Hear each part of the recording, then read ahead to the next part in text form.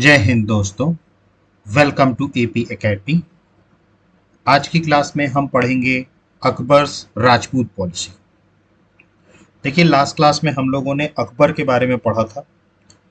हमने अकबर के बारे में इंट्रोडक्शन देखा था उनका।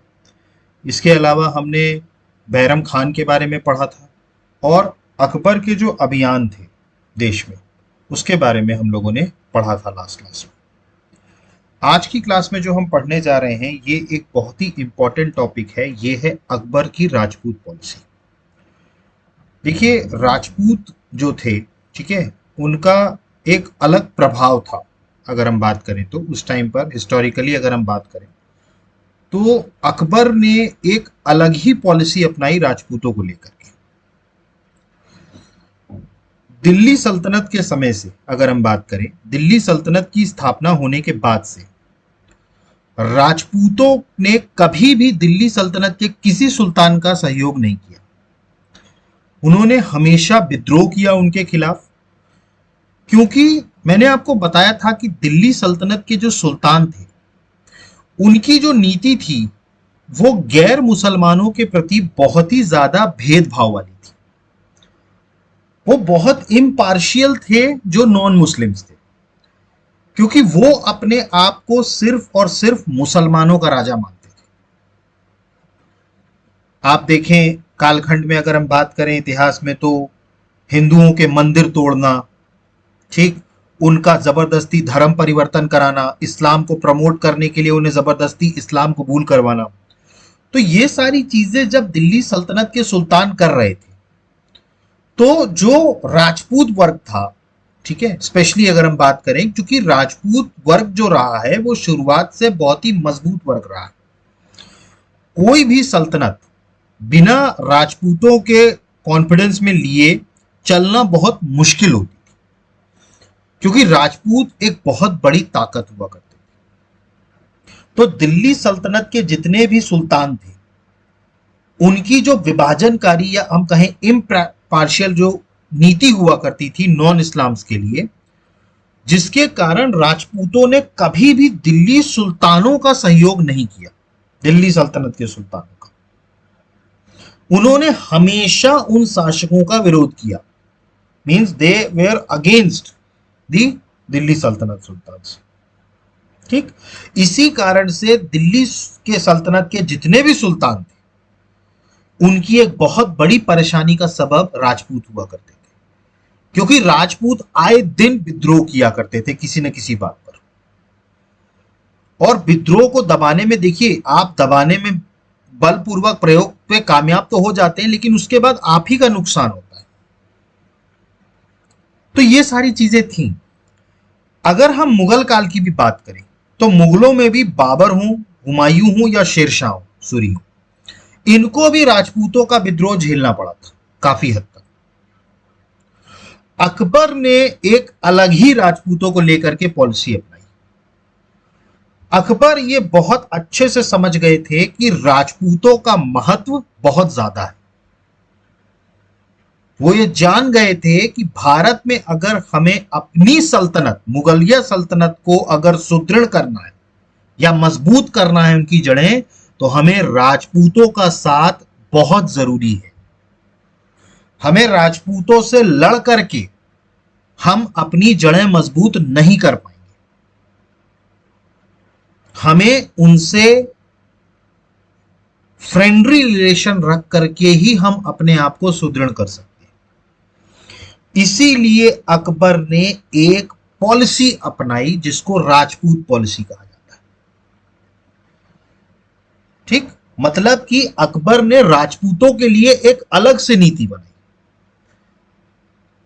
और इसी को हमें डिटेल में पढ़ना है, अकबर की राजपूत पॉलिसी।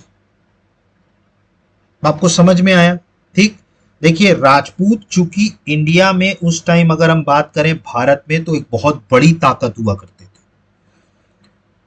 ठीक, तो उनका सहयोग बहुत जरूरी था। अकबर को यह समझ में आ गया था कि भैया अगर हमें अपनी सल्तनत को सुदृढ़ करना है, मजबूत बनाना है मुगल एम्पायर को, तो हमें राजपूतों का समर्थन, सहयोग चाहिए ही होगा, तभी हम मुगल के साम्राज्य का विस्तार और उसको सुदृढ़ कर सके।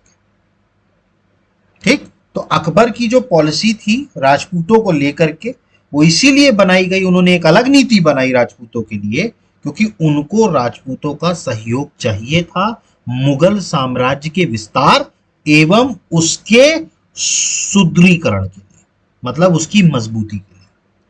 ठीक, तो आपको समझ में आया कि अकबर को राजपूत पॉलिसी अलग से क्यों बनानी पड़ी। ठीक, क्योंकि दिल्ली सल्तनत के टाइम से ही राजपूतों ने कभी भी, जो भी दिल्ली की गद्दी पर बैठा, उनका कभी साथ नहीं दिया। लेकिन अकबर के आने के बाद और उसकी पॉलिसी इंप्लीमेंटेशंस के बाद अगर आप देखेंगे तो राजपूतों का मुगलों के साथ बहुत अच्छा और घनिष्ठ संबंध हो गया था। आप आगे देखिएगा किस तरीके से मुगल साम्राज्य को पूरे देश में विस्तार में और उसको मजबूत बनाने में राजपूतों का सबसे बड़ा हाथ है, क्योंकि उनकी एक शक्ति, मुगल की पास तो, उनके पास तो शक्ति थी, लेकिन राजपूतों की शक्ति भी उनके में ऐड हो गई, और उसी कारण से इनका जो राज्य था मुगलों का, वो सुदृढ़ होता गया और मजबूत होता गया। आप देखिए कितना, औरंगजेब के टाइम तक तो कितना मजबूत मुगल साम्राज्य था। ठीक, तो आपको समझ में आया ये चीज। ठीक, तो अकबर की राजपूत नीति अब हमको पढ़ना है। ठीक है, तो समझ में आया आपको पृष्ठभूमि, अकबर की राजपूत नीति, उसको अलग से नीति क्यों बनानी पड़ी, क्योंकि उसको मुगल साम्राज्य का विस्तार करने के लिए राजपूतों की सहायता चाहिए। ठीक, तो अगर हम बात करें यहां पर अकबर की, तो अकबर की राजपूत पॉलिसी में मैंने आपको बताया था कि जब से दिल्ली सल्तनत बनी, राजपूतों ने हमेशा फॉरेन रूलर्स का अपोज किया था। देखिए मैं यहां पर फॉरेन रूलर्स की बात कर रहा हूं, मैंने आपको बताया था दिल्ली सल्तनत के जो सुल्तान थे और मुगलों में क्या अंतर था। मुगल ने यहां पर, मुगल भी बाहरी थे, ठीक है, मुगल भी कोई हिंदुस्तान के नहीं थे, वो भी बाहरी थे, लेकिन जब वो भारत में आए और उन्होंने अपनी सत्ता स्थापित करी, तो उन्होंने भारत को ही अपना घर मान लिया था।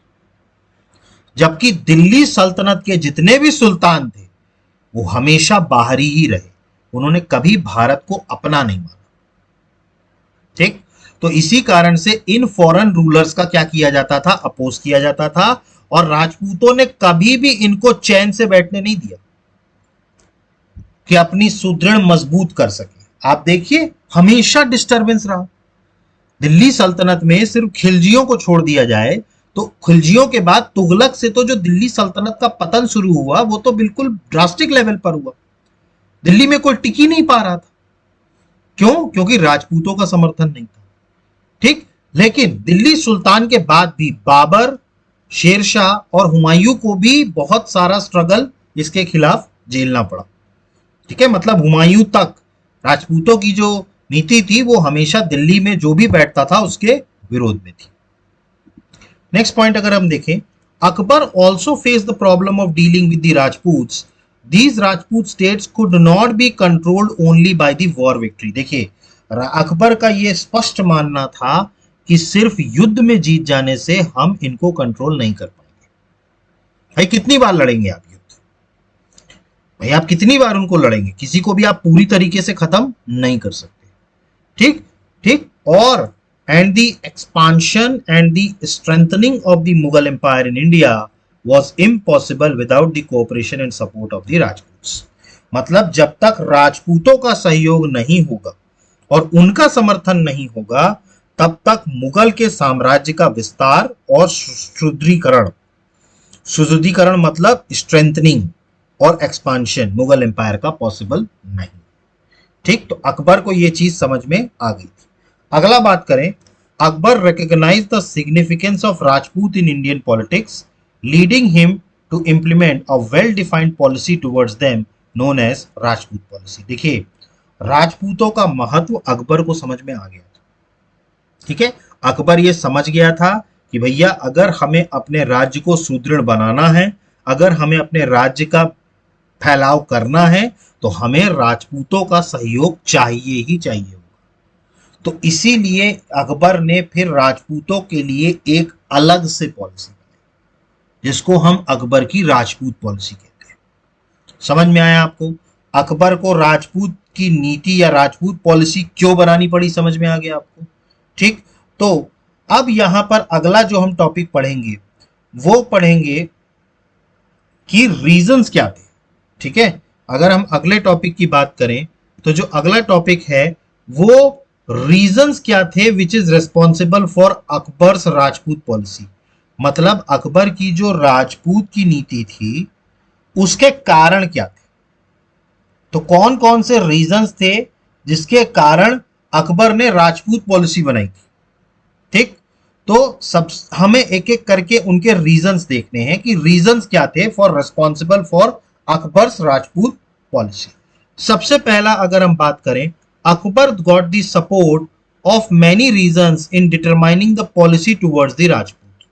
देखिए, राजपूतों के प्रति जो नीति थी, ठीक है, ये अकबर के उन कारणों को सहयोग मिला। मतलब ये वो रीजंस थे जिससे अकबर जो है वो राजपूतों के लिए एक अलग पॉलिसी बना पाए। ठीक है, अब ये कारण क्या है? पहला तो था Akbar's personal inclination towards Rajput. Akbar का राजपूतों के प्रति व्यक्तिगत झुकाव। पर्सनल इंक्लिनेशन का मतलब होता है व्यक्तिगत झुकाव। तो राजपूतों का अकबर के प्रति व्यक्तिगत झुकाव था।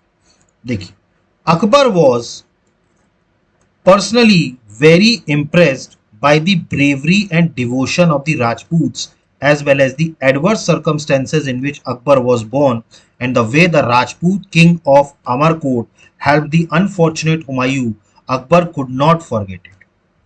देखिए, याद करिए, अकबर व्यक्तिगत तौर पर भी राजपूतों की वीरता, अगर हम बात करें उनकी वीरता जो ब्रेवरी थी और उनकी स्वामी भक्ति से बहुत ज्यादा प्रभावित हुआ था। मतलब Akbar was personally very impressed by the bravery and devotion of the Rajputs. और जिस विषम परिस्थिति में अगर हम बात करें, अकबर का जन्म जिस विषम परिस्थितियों में हुआ था उस टाइम पर आमरकोट के जो राजा थे वो भी राजपूत थे। मैंने आपको बताया था आमरकोट के राजा क्या जन्म हुआ था अकबर का। ठीक है, आप बताइए कमेंट बॉक्स में आमरकोट के वो राजा का नाम क्या था जिनके घर में अकबर का जन्म हुआ था।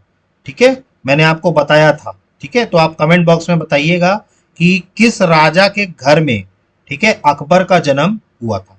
ठीक है, तो अकबर की अगर हम बात करें तो चूंकि जो आमरकोट के राजा थे वो भी राजपूत थे।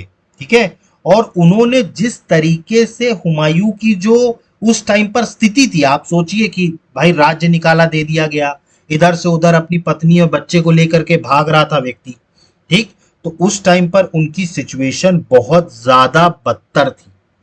और उस टाइम पर आमरकोट के राजा ने जिस तरीके से सहायता करी अकबर की, देखिए अकबर के जन्म के टाइम पर जिस तरीके से राजपूत के राजा ने हुमायूं की सहायता करी वो अकबर कभी नहीं भूले। देखिए क्या हो जाता है, कभी कभार आप समझिए इस बात को कि जब आपकी विकट परिस्थिति हो उस टाइम पर अगर आपको कोई साथ देता है ना तो आप वो चीज जीवन में कभी नहीं भूल सकते। क्योंकि जो विकट परिस्थिति में साथ दे दे वो अपने आप में एक बहुत बड़ी चीज है। क्लियर? ठीक, तो जो आमरकोट के राजा थे राजपूत, देखिए उनकी शक्ति, ठीक है, अगर हम बात करें तो उनकी वीरता और स्वामी भक्ति, डिवोशन, इसका तो कायल था ही अकबर। ठीक है, लेकिन अकबर के जन्म के समय राजपूत किंग आमरकोट के जिन्होंने हुमायूं का उस टाइम पर साथ दिया जब उनका अपना भाई साथ नहीं दे रहा। आप सोचिए, हुमायूं के अपने भाई उसके साथ नहीं खड़े थे। ये बात अकबर कभी नहीं भूला, ये बात अकबर कभी नहीं भूल सके थे। ठीक है, he considered himself indebted to the Rajputs, और इन्होंने अपने आप को राजपूतों का ऋणी मानते थे कि मैं आज जो हूं वो राजपूतों की कृपा से हूं। मतलब आप सोचिए कि राजपूत के जो राजा थे आमरकोट के वो राजपूत थे, उनके महल में अकबर का जन्म हुआ और जिस परिस्थिति में उनके पिता हुमायूं थे उस टाइम पर जो उन्होंने साथ दिया उसके कारण वो इतना ज्यादा उनसे वो हुए कि वो अपने आप को ऋणी मानने लगे राजपूतों का। Clear? Akbar also understood that he could rely more on the friendship of brave, courageous, loyal, and faithful Rajputs than the greedy and selfish Mughal nobles. देखिए, अकबर को यह समझ में आ गया था कि लालची और स्वार्थी, greedy and selfish Mughal nobles मतलब मुगल आमीरों की अपेक्षा वीर, ब्रेव, साहसी, करेजियस, स्वामी भक्त, डिवोशनल, लॉयल और वचनबद्ध, फेथफुल, लॉयल एंड फेथफुल। ठीक है, तो समझ में आया आपको? तो राजपूतों की, ठीक है, स्वामी भक्ति, वचन, वीर और साहसी, brave, courage, loyal and faithful राजपूतों की दोस्ती जो है वो ज्यादा अहम है, उन पर अधिक भरोसा किया जा सकता है इन कंपैरिजन टू की जो लालची, ठीक है, और जो लालची हो, ठीक है, और स्वार्थी, ठीक, उन मुगल नोबल्स पे भरोसा करने की बजाय हम राजपूतों पे विश्वास करें। अकबर का ये मानना था, क्योंकि राजपूत जो थे वो ब्रेव थे, करेजियस थे, लॉयल और फेथफुल बहुत हुआ करते थे। आप देखिएगा इसके बाद से मुगल सल्तनत की सबसे अच्छी, अगर हम कहें तो, संबंध राजपूतों के साथ रहे मुगलों के, क्योंकि राजपूत बहुत फेथफुल हुआ करते थे।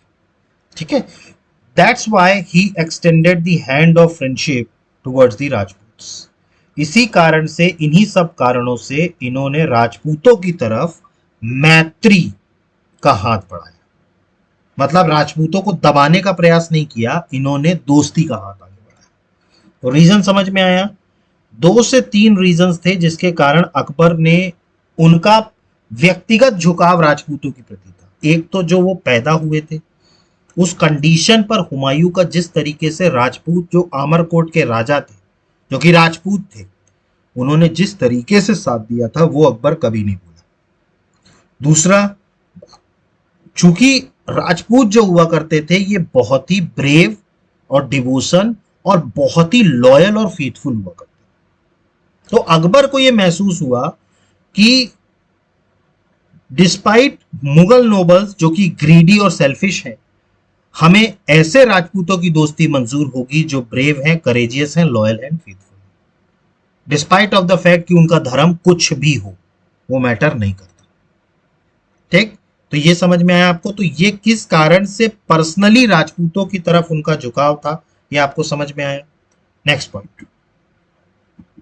नेक्स्ट पॉइंट अगर हम बात करें, gaining the confidence of the Indians, भारतीयों का विश्वास प्राप्त करना, ये भी एक पॉलिसी का तरीका था। By the time Akbar extended the throne, the power of the Mughals in India had not yet been consolidated. देखिए, अकबर जिस टाइम पर गद्दी पर बैठे उस समय तक भारत में मुगलों की सत्ता अभी तक सुदृढ़ या कंसोलिडेटेड नहीं हो पाई थी। आप जानते हैं बाबर जीते, लेकिन बाबर 4 साल में खत्म हो गए। हुमायूं के साथ क्या हुआ आपको सबको पता। तो मुगलिया सल्तनत जो भारत में थी वो पूरी तरीके से कंसोलिडेट नहीं हो पाई थी अकबर जब गद्दी पर बैठे। ठीक है, the Mughals were still considered as foreigners और मॉराडर्स। ठीक है, मतलब कि मुगल को अभी भी विदेशी या लुटेरा ही समझा जाता था। ठीक है, मतलब ये विदेशी या लुटेरा ही उनको माना जा रहा था, फॉरेनर्स और मॉराडर्स, मतलब कि विदेशी और लुटेरा ही समझा जाता था। That's why the sympathy of the Indian public was not with the Mughals। अच्छा, इसी कारण से विदेशी मानते थे, इसी कारण से भारतीय जनता की जो सहानुभूति थी वो मुगलों के साथ नहीं थी। भारतीय जनता की जो सहानुभूति थी वो मुगलों के साथ नहीं थी। ठीक, चूंकि मुगल पूरी तरीके से कंसोलिडेट नहीं हो पाए थे, ऊपर से इनको अभी भी विदेशी और लुटेरा माना जाता था। ठीक, तो उस कारण से इंडियन पीपल्स की सिंपैथी जो थी वो मुगलों के प्रति नहीं थी। लेकिन अकबर ने इस सिचुएशन को चेंज किया। By getting the friendship of Rajputs, Akbar wanted to get the support of the majority of Hindus, which was very important for the security and strength of the newly established Mughal state. देखिए, अकबर बहुत पहले से ये चीज समझ गए थे कि इस देश में मेजॉरिटी को हानि पहुंचा करके हम अपने राज्य को सुदृढ़ नहीं बना पाएंगे, क्योंकि डिस्पाइट ऑफ द फैक्ट कि रूलर्स जो थे वो मुस्लिम हुआ करते थे, लेकिन हिंदुओं की तादाद उस टाइम भी मेजॉरिटी में थी। भाई, आपने दमन करने का बहुत प्रयास किया, लेकिन क्या आप पूरी तरीके से दमन कर पाए उनका? दिल्ली सल्तनत के जितने भी सुल्तान थे, आप देखेंगे उनकी दमनकारी नीति रहती थी जो इस्लाम को नहीं मानते थे, लेकिन उसके बावजूद वो पूरी तरीके से खत्म नहीं कर पाए, क्योंकि आप मेजॉरिटी पॉपुलेशन को खत्म नहीं कर सकते। जो मेजॉरिटी में है, आप कितनों को मारेंगे? क्लियर हो रहा है? तो अकबर को यह बात समझ में आ गई कि भैया, इस देश में अगर अपने राज्य को, मतलब अपने मुगल साम्राज्य को सुदृढ़ करना है, तो हमें हिंदुओं का सहायता या उनका सपोर्ट लेना ही होगा। और अकबर ने राजपूतों के प्रति दोस्ती का हाथ इसलिए भी बढ़ाया था कि उनको हिंदुओं का सपोर्ट चाहिए था। समझ रहे हैं आप बात को? ठीक, अकबर को हिंदुओं का सपोर्ट चाहिए था जो बहुसंख्यक थे, मेजॉरिटी में, ठीक है, जो कि किसी भी सल्तनत के लिए उनकी सुरक्षा और सुदृढ़ता के लिए अत्यंत आवश्यक था। ठीक है, क्योंकि उनका राज्य अभी नया नया बना था। ठीक है, तो उनकी सिक्योरिटी और उनकी स्ट्रेंथ के लिए ये बहुत जरूरी था कि वो मेजॉरिटी का सपोर्ट ले। और मेजॉरिटी का सपोर्ट उन्होंने कैसे लेना प्रारंभ किया? राजपूतों के साथ दोस्ती करके। समझ में आया आपको? तो इससे क्या हुआ, धीरे धीरे वो क्या हो गया, भारत की जनता से जुड़ गए। मुगल्स आप देखेंगे धीरे धीरे भारत की जनता के बहुत अंदर तक मुगल्स जो थे वो स्थापित हो गए। क्लियर है? ठीक, तो ये था gaining the confidence of the Indians, राजपूतों से दोस्ती करने का एक और रीजन। तीसरा, अगर हम बात करें जियोग्राफिकल लोकेशन ऑफ राजपूत्स, देखिए राजपूतों की जो भौगोलिक स्थिति थी वो भी इतनी जगह पे थी या इतनी कारगर थी, जिसके कारण भी अकबर को एक मैत्रीपूर्ण जो है मैत्री के लिए हाथ आगे बढ़ाना पड़ा। तो the border of Rajputana was adjacent to Delhi. ठीक, देखिए इनका जो राजपूताना का जो सीमा थी वो दिल्ली से सटी हुई थी। There was always a possibility of attacking the capital from there side. देखिए, जब भी कभी किसी की सीमा आपके राजधानी से लगी हुई होती है तो हमेशा आक्रमण का खतरा रहता है। समझ रहे हैं आप? तो चूंकि राजपूताना की सीमा दिल्ली से सटी हुई थी, इनकी ओर से राजधानी पर आक्रमण करने की संभावना हमेशा बनी रहती थी। There was always a possibility of attacking the capital from their side. Without taking these states under his influence, it was difficult to keep the capital and thus the whole empire secure. देखिए, बिल्कुल साफ है कि चूंकि आपकी राजधानी से पड़ोसी राज्य की सीमा लग रही है, तो भैया वो कभी भी आक्रमण आपकी राजधानी पर कर सकता है।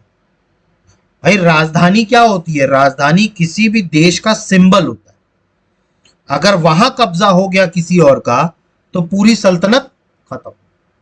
तो अब इन स्टेट्स जिनका इन्फ्लुएंस था, ठीक है, राजधानी के साथ, जब तक हम उनके साथ मैत्रिक संबंध नहीं रखेंगे तब तक हम पूरे अपने साम्राज्य को सुरक्षित रखना बहुत कठिन है, क्योंकि वो आए दिन आक्रमण करेंगे। कब तक आप करोगे? चलो आप कितनी बार हराओगे, लेकिन बार बार आक्रमण करने से भी क्या होता है? नुकसान होता है। ठीक है, तो इसी कारण से चूंकि उनकी जो जियोग्राफिकल लोकेशन राजपूतों की ऐसी थी, ठीक है, कि वो उनका बॉर्डर जो था वो राजपूतों का वो दिल्ली से टच होता था। ठीक, तो इस कारण से भी उनको हमेशा इस बात का डर रहता था कि साहब ये कभी आक्रमण न कर दे। तो यही भी एक बहुत बड़ा रीजन था जिसके कारण अकबर को दोस्ती का हाथ राजपूतों के सामने बढ़ाना पड़ा। By making him his friend, Akbar would have fulfilled his two objectives at the same time. One would have got the opportunity to make efforts in other directions for the security of the capital, and secondly for the expansion of the empire. ठीक, देखिए राजपूतों के साथ, देखिए जब आप अकबर ने राजपूतों से मित्रता कर ली तो एक एंड से वो निश्चिंत हो गया ना, मतलब जो इस एंड से राजपूतों के एंड से जो आक्रमण हो सकता था वो उस एंड से रिलैक्स हो गया। भाई ऑब्वियस सी बात है, दोस्ती कर ली मतलब रिलैक्स हो गया, वो हमारे मैत्रिक संबंध है उनके साथ, तो उधर से तो आक्रमण होगा नहीं, तो आप बाकी दिशाओं में चीजों को देख सकते हैं। तो अकबर के दो ऑब्जेक्टिव सेम समय में फुलफिल हुए। एक तो उसको ये एफर्ट्स, ठीक है, ये अपॉर्चुनिटी मिली कि वो दूसरी दिशा में भी काम कर सके राजधानी को सिक्योर करने के लिए, पहला कारण। और दूसरा था अपने एम्पायर को एक्सपांड कर सके, फैला सके। समझ रहे हैं आप? तो अपने एम्पायर को एक्सपांड करना और पॉसिबिलिटीज पर काम करना कि कहीं और से राजधानी पर आक्रमण ना हो सके। तो ये दो मेन ऑब्जेक्टिव्स थे, और इसी कारण से, अब चूंकि राजपूतों का जियोग्राफिकल लोकेशन ऐसा था, इसी कारण से अकबर ने डिसाइड किया कि भैया राजपूतों को हमें अपनी तरफ रखना होगा। समझ में आया आपको? ठीक, जियोग्राफिकल लोकेशन राजपूतों की समझ में आई। इनकी सीमा दिल्ली से मिलती थी और दिल्ली में कभी भी अटैक होने की पॉसिबिलिटी होती थी, तो ये एक बहुत बड़ा रीजन था जियोग्राफिकल लोकेशन की कि अकबर को राजपूतों के प्रति दोस्ती का हाथ बढ़ाना पड़ा। और इसके अलावा भी जब तक कि हम अपने पड़ोसी, अगर हम बात करें अपने पड़ोसी को अपने साथ मिला के नहीं चलेंगे, तब तक हम दूसरी दिशा में नहीं सोच पाएंगे, हम अपने एफर्ट्स अदर डायरेक्शंस में नहीं दे पाएंगे।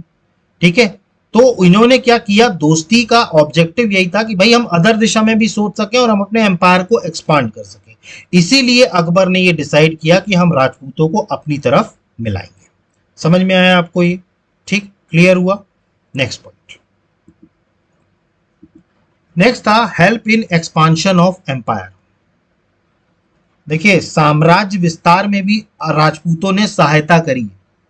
अकबर की सेना तो थी, राजपूतों की सेना जुड़ करके उनकी स्ट्रेंथ और बढ़ गई।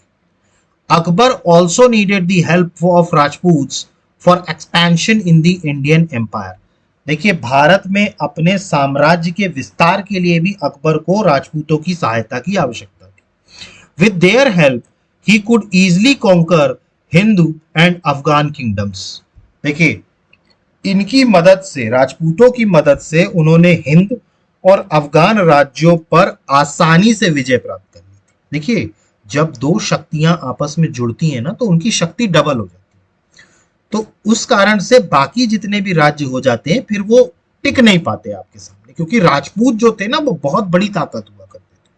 ठीक है, अगर हम बात करें मोहम्मद गौरी के पहले, अगर हम बात करें मुसलमानों के आक्रमणकर्ताओं के पहले, राजपूती तो पूरे देश पे राज कर रहे थे। जितने भी पृथ्वीराज चौहान देख लीजिए, आप जयचंद देख लीजिए, सब राजपूती तो थे। क्लियर? तो हिंदू और अफगान किंगडम पर आसानी से इन्होंने जीत हासिल करी। Such Rajput rulers who were not ready to accept the subordination of Akbar, possibly he wanted to win over Rajputs with the help of Rajputs. In such a situation, he would avoid being called as a bigoted ruler। देखिए ये बहुत जरूरी होता था। देखिए ज्यादातर राजपूत राजा जो हुआ करते थे वो अकबर की, ज्यादातरों ने अकबर का सबऑर्डिनेशन या उनकी, अगर हम बात करें, अधीनता स्वीकार कर, लेकिन कुछ राजपूत रूलर्स भी हुआ करते थे जिन्होंने उनकी अधीनता स्वीकार नहीं की। तब उस टाइम पर अकबर को यह चांस मिलता था कि भाई राजपूतों को ही राजपूतों के खिलाफ खड़ा कर दे।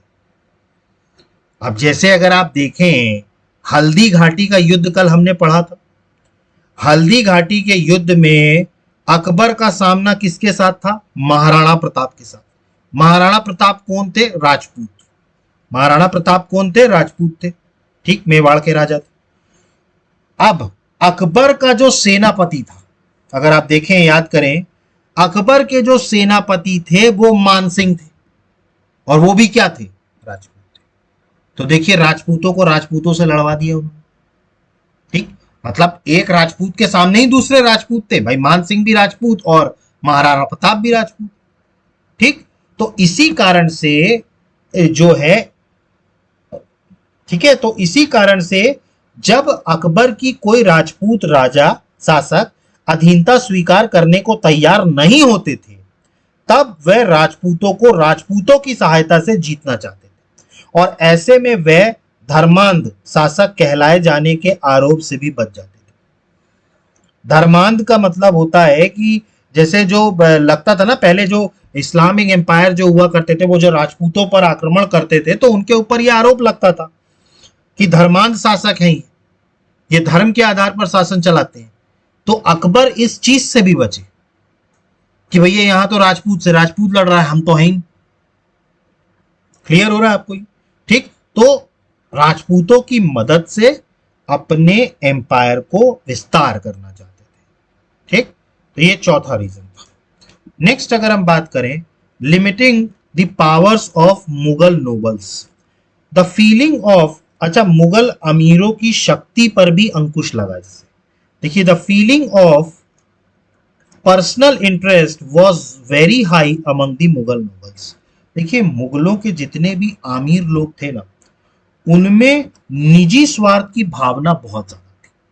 मतलब कि वो मुगलिया सल्तनत के बारे में बाद में, पहले वो अपने पर्सनल इंटरेस्ट के बारे में सोचते थे। उनको ये लगता था कि साहब, अरे हम इस्लाम धर्म मानने वाले, शासक भी इस्लाम धर्म मानने वाले, तो हमें तो कोई कुछ करेगा नहीं। तो धीरे धीरे वो अपने पर्सनल इंटरेस्ट पे काम करने लगे, और उनका पर्सनल इंटरेस्ट जो था वो बहुत ज्यादा हो गया। They were engaged in serving their own interest, मतलब अब वे अपने हितों को ही साधने में लग गए थे। एम्पायर गया भाड़ में, हमें उससे मतलब नहीं, हमें अपने हित साधने। तो धीरे धीरे क्या होने लगा कि वो अपने ही हित को साधने लगे थे, मुगल नोबल्स जो थे। Akbar also had to face their conspiracies in the beginning. देखिए, अकबर ने भी शुरुआती तौर पर उनके षड्यंत्रों का भी सामना करना पड़ा था अकबर। ठीक, क्योंकि नोबल्स जो थे ना वो बहुत हावी हुआ करते थे। ठीक है, नोबल्स जो हुआ करते थे वो बहुत हावी हुआ करते थे। ठीक, तो उनके जो वो थे, क्या कहते हैं, उनकी जो कॉन्स्पिरेसी या षड्यंत्र हुआ करता था, उसको भी अकबर को फेस करना पड़ा था। Akbar could not depend completely on them. Akbar पूरी तरीके से ये समझ गए थे कि हम पूर्णता आश्वस्त इनकी तरफ से तो नहीं हो सकते। ठीक है, on the contrary, the getting of the loyalty of the Rajputs, he could prepare a united group of his supporters and patrons. Rajput proved to be more reliable than Mughal nobles in times of trouble. देखिए, अकबर ये बहुत अच्छे से समझ गए थे कि राजपूत जो हैं, ये बहादुर के साथ साथ स्वामी भक्ति, ठीक है, और इसके अलावा अगर हम बात करें तो ये बड़े लॉयल हुआ करते थे राजपूत। ठीक है, तो इनकी जो लॉयल्टी हुआ करती थी, इनके दम पर अकबर ने ये सोचा कि भाई हम इनके समर्थन और संरक्षण से एक सुसंगठित दल तैयार कर सकते थे। मतलब कि a united group of his supporters and patrons can be prepared. ठीक है, तो राजपूत जो थे वो, अगर हम बात करें ट्रबल के समय में या विपत्ति की घड़ी में अगर हम बात करें, तो राजपूत मुगल अमीरों से ज्यादा अधिक विश्वसनीय सिद्ध हुए। Rajput prove to be more reliable than the Mughal nobles in times of trouble. Clear हुआ आप लोगों को ये? ठीक है, तो राजपूतों को महत्व देने से मुगल के जो नोबल्स थे, अमीर थे, उनको भी पावर को लिमिट किया गया अकबर के द्वारा। Next, fear of Afghans and Uzbeks. The other two major political rivals of Akbar in Indian politics were the Afghans and the Uzbeks. ये पॉलिटिक्स नहीं है, पॉलिटिक्स है। ठीक है, इसका चेंज कर लीजिएगा spelling, politics. There was a danger from there side only, for their suppression the friendship of Rajput could be proved beneficial. अब देखिए, अफगानों और उज्बेकों का भी भय था। ठीक है, क्योंकि अगर हम भारतीय राजनीति की बात करें तो अकबर के उस टाइम पर दो राजनीतिक प्रतिद्वंदी थे, एक अफगान और दूसरे उज्बेक। ठीक है, तो इनकी तरफ से ही खतरा बना हुआ था। इनके दमन के लिए राजपूतों की मित्रता लाभदायक सिद्ध हो सकती थी। तो इनको जो दमन करना होता था तो उस वक्त पर राजपूतों की फ्रेंडशिप जो है ये बेनिफिशियल हो सकती थी। क्लियर हुआ? ठीक, तो ये कारण आपको समझ में आए। ठीक, तो इसी प्रकार अगर हम बात करें, अकबर द्वारा राजपूतों के प्रति लिबरल पॉलिसी अपनाई गई थी। लिबरल पॉलिसी मतलब उदारवादी नीति। ठीक है, तो अकबर की राजपूतों के प्रति उदार नीति, ठीक है, इसके महत्वपूर्ण कारण ये थे जो मैंने आपको रीजंस दिए। जो अकबर की लिबरल पॉलिसी थी राजपूतों के प्रति, उसके रीजंस ये थे। ठीक है, अकबर ने यथासंभव सभी राजपूत राजाओं से मित्रता कर ली थी। मतलब आप समझिए कि उस टाइम पर राजपूतों में सभी मैक्सिमम राजपूत जो थे वो अकबर के साथ थे। ठीक है, और लेकिन ऐसा नहीं था कि एक बार मित्र बन गए तो फिर हम साथ नहीं देंगे। उन मित्रों को भी सम्मान पूर्वक व्यवहार दिया जाने लगा अकबर के साथ। मतलब जिनसे दोस्ती करी उनको सम्मान भी दिया गया अकबर के द्वारा। ठीक है, लेकिन कुछ ऐसे भी राजपूत रूलर्स थे जिन्होंने अकबर की अधीनता स्वीकार नहीं की थी। जैसे आपने देखा महाराणा प्रताप, तो उनके खिलाफ अकबर ने युद्ध किया, ऐसा नहीं कि उनको छोड़ दिया। आप समझ रहे हैं? तो उन्होंने एक तो लिबरल पॉलिसी भी अपनाई उन राजपूत रूलरों के साथ जिन्होंने उनका सबऑर्डिनेशन एक्सेप्ट कर लिया। लेकिन जो राजपूत उनके खिलाफ थे या उनका सबऑर्डिनेशन एक्सेप्ट जिन्होंने नहीं किया था, उनको फिर युद्ध के जरिए समझाया गया। समझ में आया आपको? ठीक, तो उनको युद्ध के भी जरिए समझाया गया। तो अकबर की लिबरल पॉलिसी भी रही है, लेकिन कुछ राजपूतों के प्रति उनकी जो एक्सपांशन की पॉलिसी है वो भी रही। क्लियर हुआ? तो आपको कारण समझ में आए अकबर ने राजपूत पॉलिसी क्यों बनाई, अकबर राजपूतों के प्रति लिबरल क्यों थे, समझ में आया, रीजंस आपको समझ में आए। ठीक है, अब अगर हम देखें तो अगला जो है वो इनकी जो राजपूत पॉलिसी है उसका स्वरूप कैसा, अकबर की जो राजपूत नीति है उसका स्वरूप कैसा, मतलब इसने किस तरीके से राजपूतों के साथ दोस्ती करी, अलग अलग उसके पीछे पॉइंट्स हैं। ठीक, तो अगला जो हम टॉपिक देखने वाले हैं अकबर में वो है nature of Akbar's Rajput policy. ये आपको पढ़ना है। ठीक है, देखिए अभी हमने रीजंस पढ़े थे ऑफ अकबर्स राजपूत पॉलिसी, अब हमें इनका नेचर पढ़ना है, स्वरूप पढ़ना है कि अकबर की जो राजपूत की नीति थी उसका स्वरूप क्या था, नेचर क्या था। ठीक, मैंने जैसा आपको बताया, seeing the importance of Rajput states in Indian politics, Akbar laid down a definite policy towards Rajput. मैंने आपको बताया भारतीय राजनीति में राजपूत राज्यों के महत्व को देखते हुए अकबर ने राजपूतों के प्रति एक निश्चित नीति अपनाई। ठीक, समझ में आया? Next point, being a uniform policy but a uniform policy was not adopted with all the Rajput states। देखिए अकबर की राजपूत पॉलिसी में मैंने आपको बताया था कि एक विसंगति ये भी थी कि सभी के प्रति वो पॉलिसी नहीं अपनाते थे।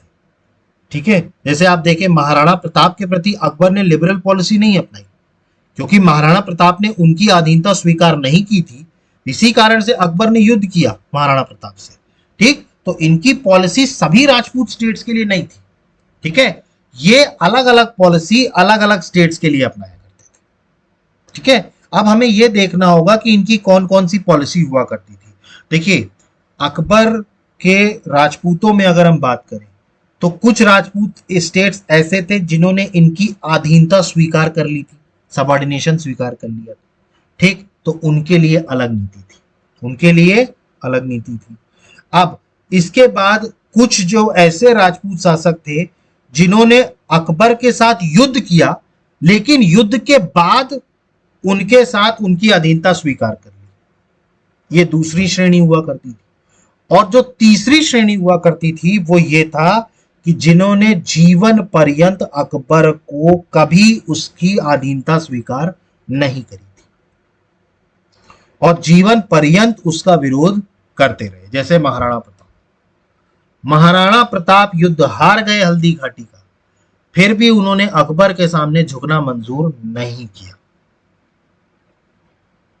क्लियर हुआ आप लोगों को? तो अकबर की पॉलिसी जो थी वो अलग अलग श्रेणी में बटी थी। मैंने आपको बताया सबसे पहली श्रेणी क्या थी, ऐसे स्टेट्स जिन्होंने अकबर की अधीनता स्वीकार कर ली थी, उनके प्रति एक अलग पॉलिसी थी। ठीक, उसके बाद सेकंड अगर हम बात करें तो सेकंड वो थे जो पहले तो अकबर के खिलाफ लड़े लेकिन उसके बाद उसकी अधीनता स्वीकार कर ली, दूसरे वो स्टेट थे। और तीसरे ऐसे स्टेट जिन्होंने हमेशा अकबर का विरोध किया टिल हिज लाइफ, मतलब उन्होंने अकबर का साथ कभी नहीं दिया या उसको सबॉर्डिनेट या सपोर्ट कभी नहीं किया, तीसरी श्रेणी थी। ठीक है, तो अकबर की जो लिबरल पॉलिसी थी वो सभी राजपूतों स्टेटों के प्रति नहीं थी। उनकी policy state by state change होती थी। जो अधीनता स्वीकार कर ले उसके साथ तो फ्रेंडशिप है, लेकिन जो राजपूत राजा अधीनता स्वीकार नहीं कर रहा है उनके साथ कोई दोस्ती नहीं, उनके साथ युद्ध होगा। क्लियर हुआ आप लोगों को? ठीक, तो अकबर की राजपूत पॉलिसी जो थी वो इन 3 पार्ट्स पे डिवाइडेड थी। ठीक, तो अलग अलग राज्यों के लिए अलग अलग स्थिति और अलग अलग पॉलिसी बनाई जाती थी। अब हम देखते हैं इनके नेचर्स।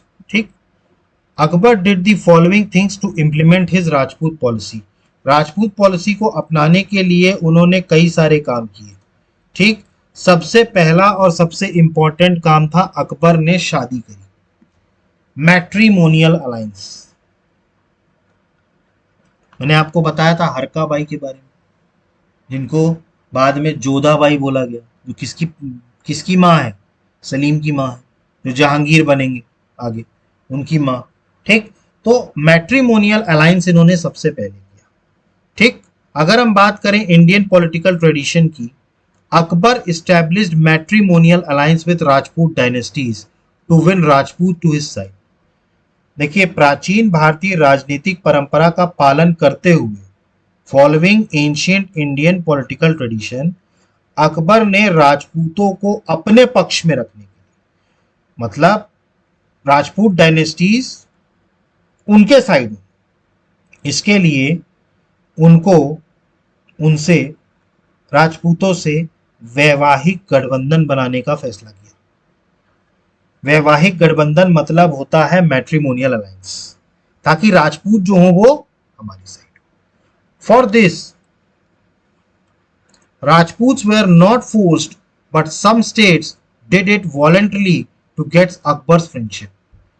देखिए, अकबर ने जो ये वैवाहिक गठबंधन की जो बात कही थी मैट्रिमोनियल अलायंस की, ये सभी राजपूतों पर बाध्यकारी नहीं था। ठीक है, मतलब अगर आप अपनी मर्जी से हमसे दोस्ती करना चाहते हैं, ठीक है, अगर आप मैट्रिमोनियल अलायंस के जरिए दोस्ती करना चाहते हैं तो कोई प्रॉब्लम नहीं, लेकिन ये बाध्यकारी नहीं है। ठीक, लेकिन कुछ स्टेट्स ने इसको मान करके और अकबर के साथ दोस्ती करी।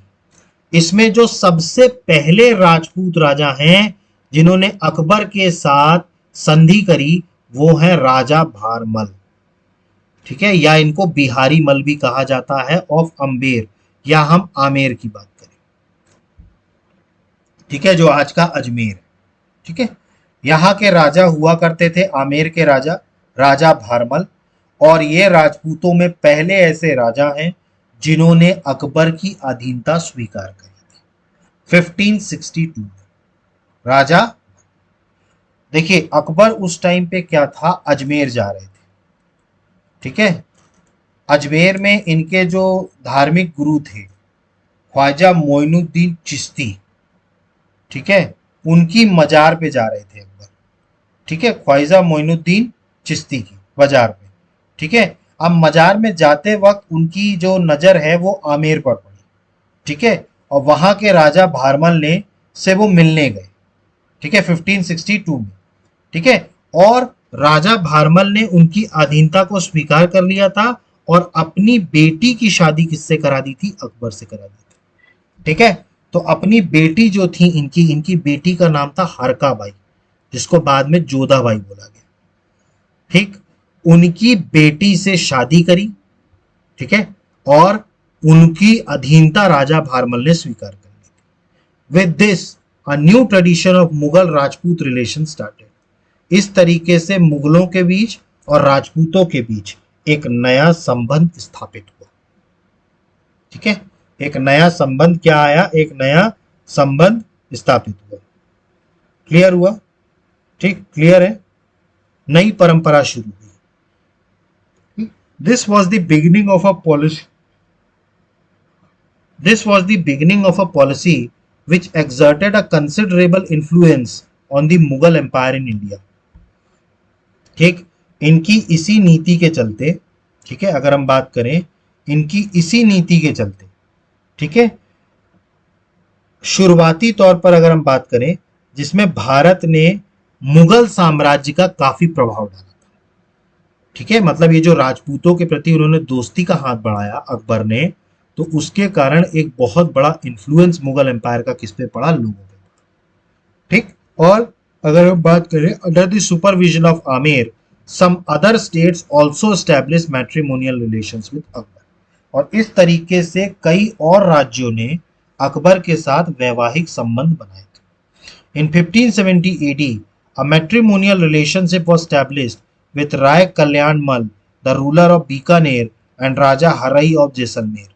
ठीक है, मतलब देखिए इनका देखा देखी में, ठीक है, 1570 ईस्वी में बीकानेर के शासक राय कल्याणमल तथा जैसलमेर में राजा हर राय के साथ वैवाहिक संबंध स्थापित हुए थे अकबर के। All the states become subordinate and friends of Akbar.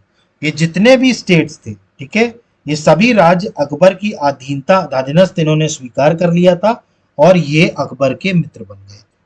क्या बन गए थे? अकबर के मित्र बन गए थे। क्लियर? ठीक, देखिए आज की क्लास मैं यहीं पर स्टॉप कर रहा हूँ। ठीक है, मुझे कहीं जाना पड़ रहा है इमरजेंसी में।